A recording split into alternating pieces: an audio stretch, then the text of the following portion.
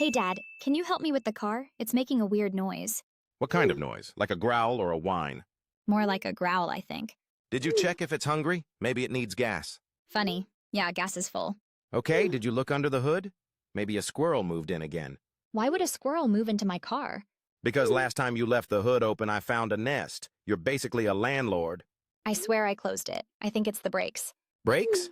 You mean that thing you never use properly when you drive? Hey, I'm a good driver. Sure. Let me come check it, or you'll turn it into a rocket by accident. Please hurry, I want to get to the movies. And no rockets tonight. On my way. Should I bring some duct tape and WD-40? Definitely bring WD-40.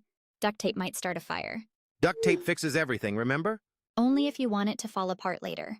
All right, Mechanic Princess, see you in 10. Thanks, Dad, you're the best. I'm also the only mechanic you have, so that helps. That's true. No one else would put up with my weird car noises. Or you're singing while driving. That's worse than the noise. Hey, my singing is inspiring, not annoying. Keep telling yourself that.